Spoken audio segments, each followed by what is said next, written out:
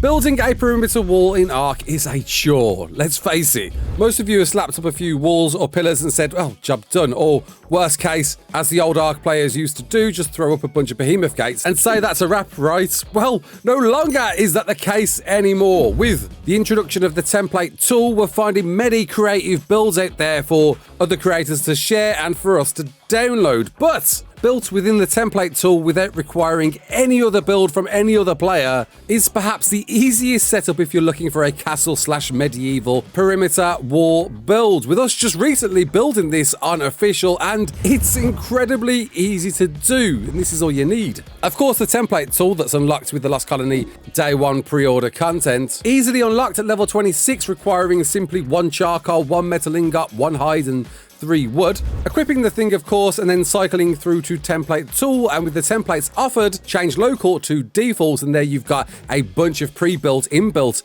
templates for you to use on either console or PC, with GG Fizz kindly offering a pillar circle template, and this is the one you're going to use. So simply click on that, click on place, decide on where you're going to put this thing, of course being as close to your perimeter wall boundaries as you intend to be. And here we are trying to line up at least somewhere near our cliff edge and then place.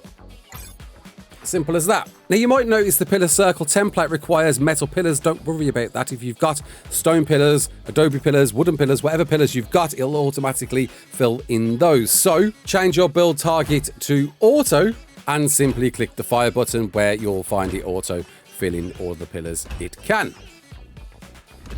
Don't forget to press complete once done, because you don't want to have that template still standing. And this is your initial start, following which it's really simple to continue a wall. All you need is a wall, and you'll find that it snaps to a pillar, any of the pillars of the circle pillar template, so you can marry up which direction you need to head with your walls, and then simply place and keep placing until you've run as far as you need to go. Here we are reaching a location where I feel is quite adequate for the next circle template, feeling that maybe a half wall will get us just about to the right space to fill it as best as possible. And then by simply repeating the process again, getting the template tool out again, going to your templates, going to default and selecting the pillar circle template again, placing that, you'll find it snaps to your existing walls. It can be a bit of a pain to get that right snap point and get it on the end of your wall, but just keep cycling through until you get the right one and click. Hey presto, done. There is your second circle template popped in.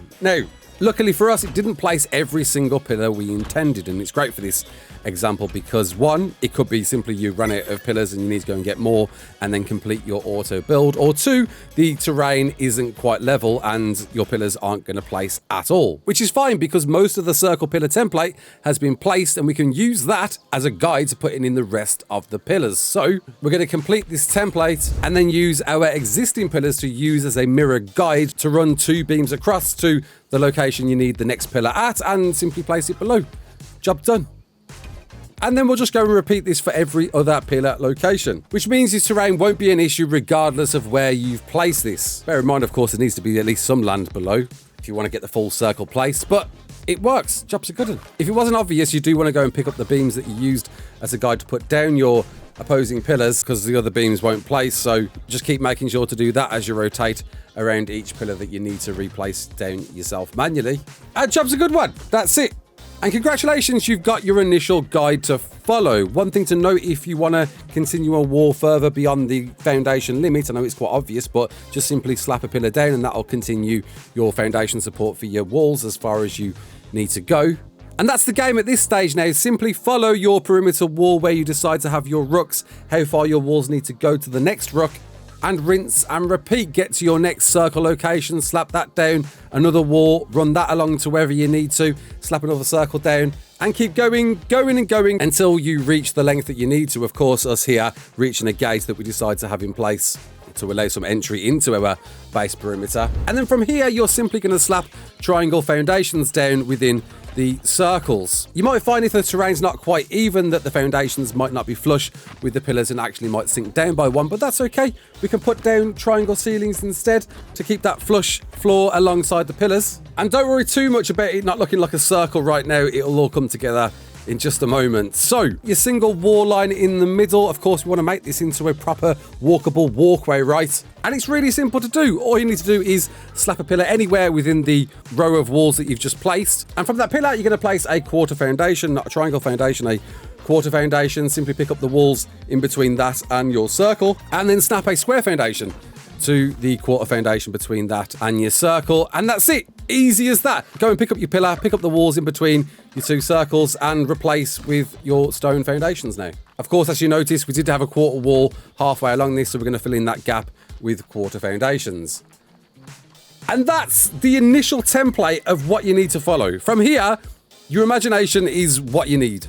We'll fill up the gaps in between with a beam maybe. We'll throw up a few pillars perhaps to allow you to understand the layout. Repeating on the opposite side and being mindful that the pillars are snapping to the pillars below them, not to the ceilings or foundations we just placed inside. Obviously, slap up a few walls to connect the two rooks. Maybe throw in a window if you need a window halfway along. And hey, why not throw in doors in between? Maybe we want door access to each and every rook that we enter. And that's it. This is the very basic foundations of what you need to make your very own castle wall. It's really as simple as that. Using that one template, we've now made two rooks with one connecting corridor to meet the two.